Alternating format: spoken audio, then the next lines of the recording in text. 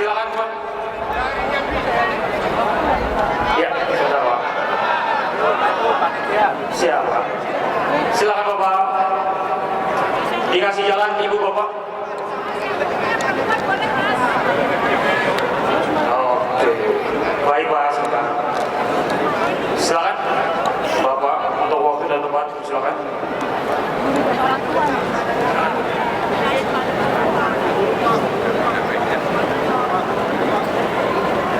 Assalamualaikum warahmatullahi wabarakatuh. Nama saya Devi. Mohon maaf, saya kebetulan bukan dari buruh, ya, tapi dari ojol. Apa yang saya harapkan tadi sudah Pak Anies jawab mengenai kesejahteraan dan segala macam. Yang saya ingin tanyakan seperti ini Pak. Kita diikat hubungan kerja itu dengan mitra Pak. Nah, mitra ini buat saya adalah suatu pengalihan yang melegalkan perusahaan aplikator tidak mengikuti ketentuan sebagaimana yang ditetapkan oleh Undang-Undang Tenaga Kerja Pak. Mereka tidak berhak atau tidak diwajibkan untuk membayar THR, BPJS Kesehatan. Ketika kita terjadi resiko di jalan juga itu tidak di-cover oleh mereka Pak. Nah ini mohon kepastian dari Pak Anies mengenai hal itu. Dan Pak Anies sudah berjalan ke seluruh kota wilayah Indonesia, bahwasannya semua yang Pak Anies dengar inilah suara hati nurani masyarakat Indonesia Pak. Fenomena real yang terjadi di masyarakat. Semua pertanyaan dari masyarakat selalu menanyakan ketika Pak Anies jadi, apa yang akan Pak Anies berbuat. Tapi kalau misalkan Pak, Bapak tidak jadi, Bapak tidak jadi presiden, ini niat kami ya Pak. Karena kami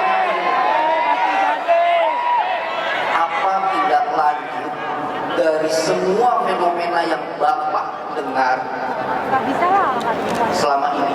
Apakah Bapak akan meninggalkan kami? Apakah kami berjuang sendiri untuk 5 tahun yang akan datang? Bapak datang kembali lagi 2029. Bagaimana Pak? Semua orang menanyakan ketika Bapak jadi. Kalau Bapak gak jadi gimana Pak nasib kami? Tapi rakyat Indonesia Pak siap bergerak untuk mengawal pemilu Pak.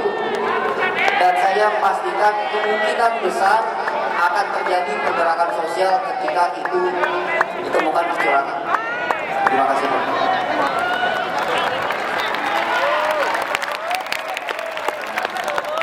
Kalau kalian di sini amin aja dulu. Nah, gini, Pak Dedi, terima kasih. Pak Dedi tanya tentang ini hubungannya kemitraan. Itu yang tadi saya sampaikan. Kita mempelajari dari beberapa tempat. Ketika hubungannya diubah menjadi hubungan kerja dalam pekerjaan gitu, maka secara pembiayaan itu berubah total dan ujungnya demand harganya naik, demand turun, dan ketika demand turun makin hari makin kecil, akhirnya usahanya malah jadi ada yang lengkang, ada yang keluar di Spanyol keluar. Nah jadi maksud saya kita harus cari jalan tengah nih. Makanya tadi saya bilang kalau kita bisa membuat di Indonesia yang bukan pekerja di dalam, tapi juga mitra yang gak dikasih apa-apa, tapi jalan tengah, dan kami berkomitmen. Ketika saya mengatakan kami berkomitmen, lalu teman-teman tanya, kira-kira dijalankan atau tidak? Ada lihat rekam jejak di Jakarta. Di rekam jejak di Jakarta kami tidak meninggalkan buruh dalam komitmen kami.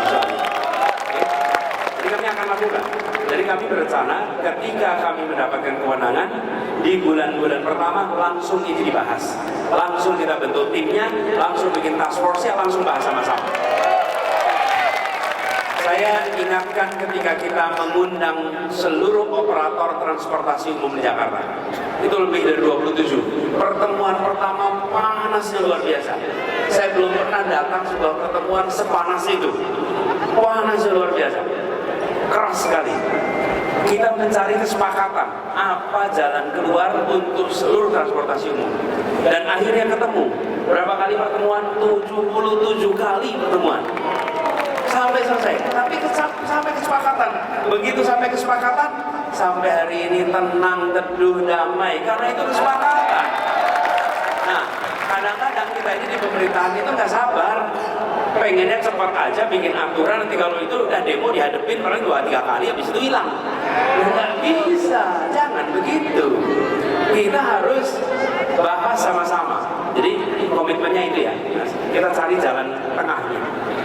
Di samping kita juga tahu ada sebagian yang menginginkan fleksibilitas. Banyak yang bekerja di ojol juga nggak kepengen terikat secara ketat.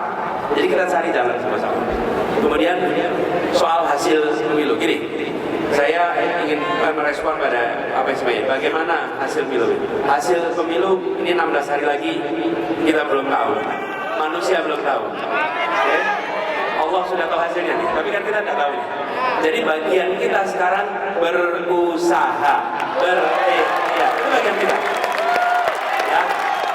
Jadi saya ajak pada semuanya untuk mengajak sebanyak mungkin mencoblos. Yang kedua, selesai pemungutan suara jam 1, ajak semua warga untuk kembali ke TPS menonton penghitungan suara.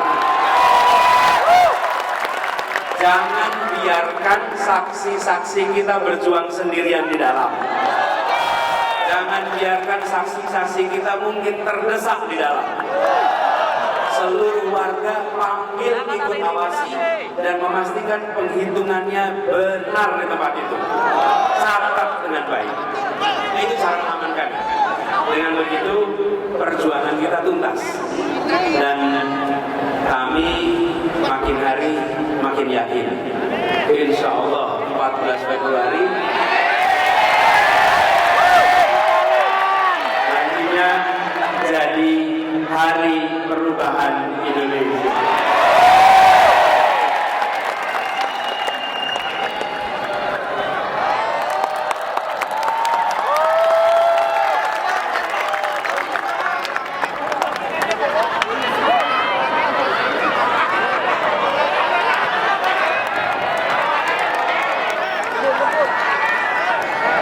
Terima kasih Bapak. Terima kasih. Baik, sekarang dari sini kami mohon yang teman-teman dari teman-teman yang perempuan, teman-teman perwakilan perempuan. Baik, Ibu sekarang, silakan Ibu, perwakilan dari teman-teman kita. Dari sini, nanti dari sana. Iya. Biar adil. Dari sana sudah, sekarang dari sini. Nanti dari sana ya. Yang ini dulu. Perwakilan dulu. Silakan. Siap, nanti adil dari semua sisi. Baik, silakan mohon dibantu. Bu, kamu ini Bu. Bu. Mau. Waduh. Bisa.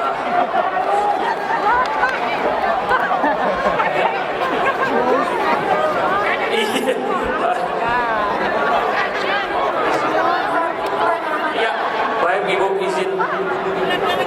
Nanti Ibu ya dapat kesempatan. Mohon izin. Silakan. Ya, dikasih jalan Ibu, mohon izin.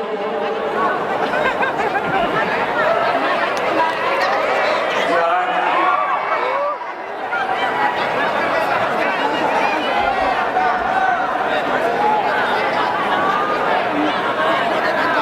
Assalamualaikum warahmatullahi wabarakatuh. Aku perkenalkan, saya dari Buku Cikarang aja, Bang. Dari Buku Cikarang. Jadi dari Cikarang ada nggak? Cikarang. Ya,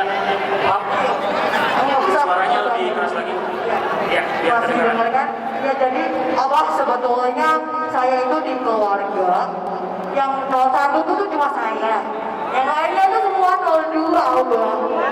Nah, di sini saya pengen meyakinkan keluarga saya karena sebetulnya keluarga saya itu banyak yang guru, tapi mereka punya pikiran kalau kita tuh mau milih presiden siapa saja, ya kita harus cari uang sendiri. Karena kenapa? Mereka tidak pernah mendapatkan haknya sebagai guru. Mereka hanya dituntut kewajibannya sebagai guru. Nah, dan di sini tuh banyak sekali mereka tuh kayak masih kurang edukasinya untuk hak-hak apa sih yang bisa kita tuntut. Karena kenapa? Dari negara sendiri itu nggak terlalu memikirkan gimana sih biar rakyatnya ini bisa sejahtera sesuai dengan undang-undang ketenagakerjaan yang ada, dan mereka tuh masih kurang pengetahuannya sebetulnya. Nah, saya di sini mau tahu tindakan Abah untuk biar orang-orang ini tahu hak-haknya tuh seperti apa, karena banyak sekali misalnya nih ya tanggal 1 Mei banyak yang demo kayak gitu. Mereka tuh mikir ngapain sih itu demo-demo, padahal ya, si buruh itu kan demo untuk kemakmuran kita sendiri, tapi masih banyak guru-guru terutama di Cikarang itu yang nggak peduli. Ini tuh bikin macet kayak gitu, dan menurut saya tuh mereka tuh kayak menormalisasi hak-haknya yang udah ada, padahal kita bisa dapat hak yang lebih baik gitu kan. Nah, di sini kita pengen tahu tindakan dari negara sendiri kalau misalnya Abah jadi presiden, itu hak-hak yang harusnya kita dapat itu bagaimana dari negara itu ke perusahaan untuk memberi hak-hak kita yang sejujurnya harus menjadi hak kita kan. Misal Melisa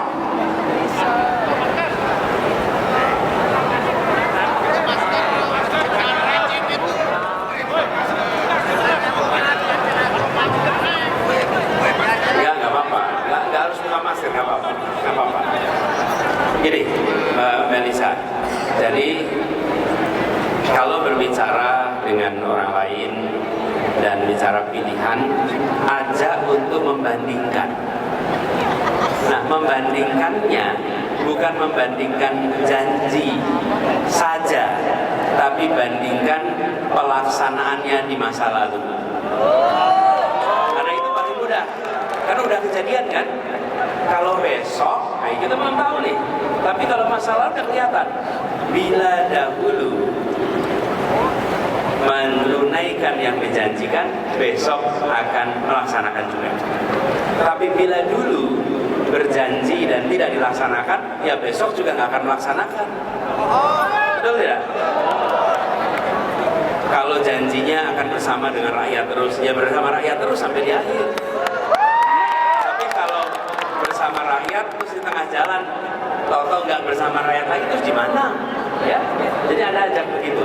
Lalu yang kedua, kami ingin, insya Allah berkomitmen untuk memastikan agar ada badan khusus, unit khusus yang tugasnya merespon laporan-laporan tentang hak-hak yang tidak dipenuhi, yang tugasnya memastikan hak-hak itu dipenuhi, karena itu ada di dalam kontrak, itu ada dalam aturan, dan itu harus dilaksanakan. Pemerintah tidak boleh abai. Dan saya menemukan di kota-kota yang jauh dari Jakarta, di mana di situ seringkali perhatian media kecil, sosial media kecil, sehingga ketika terjadi penyimpangan dan pemerintah itu abai, buruh tidak bisa berbuat apa-apa. Lapor ke pemerintah setempat pun tidak direspon. Ngomong di sosial media nggak jadi trending topic. Dan kalau ketahuan bisa muncul masalah. Karena itu kalau ada hari ini yang tetap datang pakai masker, hargai. Karena belum tentu itu memudahkan bagi yang bersangkutan kalau membuka masker. Betul nggak? Jadi dengan cara begitu kita melindungi. Gitu ya, Melisa. Terima kasih. Baik. terima kasih. Baik, mohon izin. Terima kasih. Baik, Ibu Bapak Sekalian, kita sambut.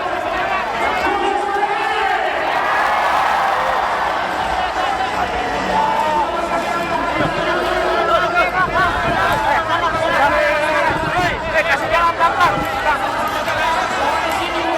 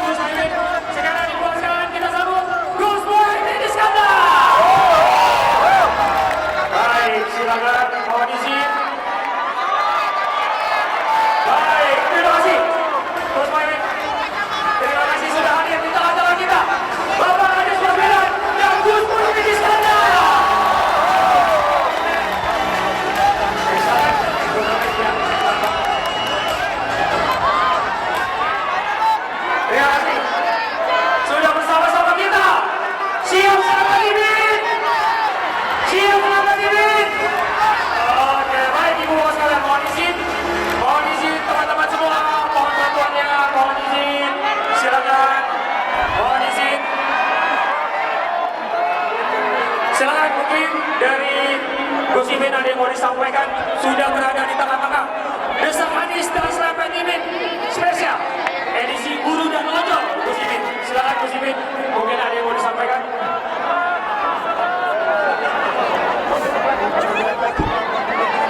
Assalamualaikum warahmatullahi wabarakatuh.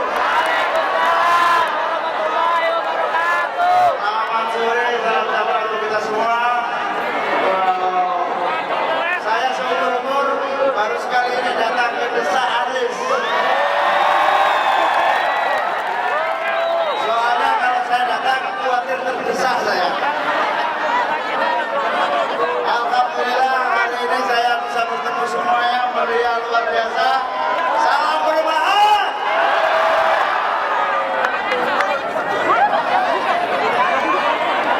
Siap. Terima kasih. Sekali lagi sambutan untuk Gus Muhyiddin Iskandar. Terima kasih Gus Imin sudah hadir di tengah-tengah kita di tengah kesibukan beliau.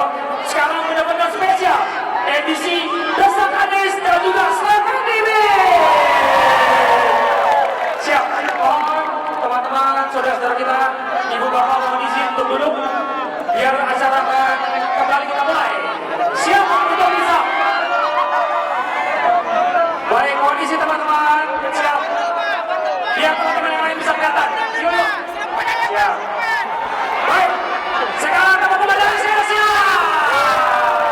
Ya. Siap. Mohon ditanya. Baik, Bapak, ya, Bapak. Bapak yang bagian silakan. Mohon izin. Bapak, mohon dikasih jalan. Ya. Buat bertanya. Dari sini sudah, dari sini sudah. Sekarang dari sini. Baik. Bapak mohon izin. Baik. Siap. Bapak ingin izin biar Bapak yang bisa lewat dulu. Ya. Mohon izin.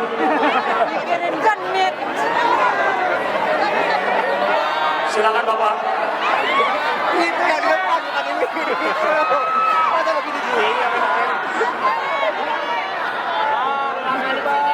Siap, silakan Pak, mohon izin. Bismillahirrahmanirrahim. Assalamualaikum warahmatullahi wabarakatuh. Perkenalkan, nama saya Firmansyah dari Jakarta Timur. Saya ingin sedikit menyampaikan keluhan, Pak. Kebetulan di tempat saya bekerja, walaupun dibuat perjanjian kontrak kerja, tapi dihitung harian. Hitung harian, Pak. Nah, saya ingin bertanya untuk solusi Bapak terkait beberapa perusahaan yang bandel, ya, yang tidak mengikuti aturan, seperti apa gitu. Terus ketika kita menyampaikan keluhan atau pengaduan, justru konsekuensinya kita dikeluarkan dari pekerjaan tersebut. Dan jaminan apa buat kami ketika mengadukan hal-hal seperti itu? Tadi juga saya dengar Pak Anies ingin juga membuat suatu pengaduan ketika para pekerja ini. Jadi ketika pekerja ini yang mengadukan suatu keluhan, biar tidak terkena imbasnya, gitu Pak. Terutama ini untuk keluhan kepada para pengusaha-pengusaha yang masih bandel. Itu saja sih Pak pertanyaan dari saya. Terima kasih. Assalamualaikum warahmatullahi wabarakatuh.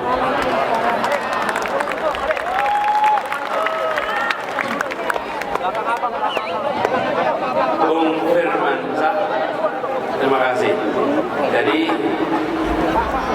problem yang dialami ini jamak sekali, dan posisi tawar buruh itu amat kecil, sehingga ketika mengungkapkan ketidakadilan justru malah bisa dapat hukuman, sanksi macam-macam, termasuk diberhentikan dan tidak bisa berbuat apa-apa kemudian. Itu sebabnya kami sampaikan negara harus hadir dan negara harus berpihak pada keadilan. Tidak perlu memusuhi pengusaha, tidak perlu memusuhi buruh, tapi harus negara itu adil. Dan adil artinya apa? Kalau ada kontrak, kontrak itu harus dijalankan. Kalau kontrak tidak dijalankan, maka negara hadir memaksa kontrak itu harus dilaksanakan. Jadi kita perlu memastikan, tadi saya bilang badan, untuk ada pelaporan yang bisa melindungi identitas pelapornya. Kami sering lakukan itu di Jakarta. Ada namanya Jaki, di mana orang bisa melaporkan dan identitas pelapornya tidak muncul, tidak terekspos, sehingga bisa aman. Dengan cara begitu, maka problemnya diselesaikan, pelapornya terselamatkan. Insya Allah itu kita akan lakukan sama-sama, dan kita perlu nanti pastikan jenis-jenis sanksi yang menjerakan agar mereka-mereka yang bertindak tidak adil itu kapok untuk tidak adil, ya. Gitu. Terima kasih.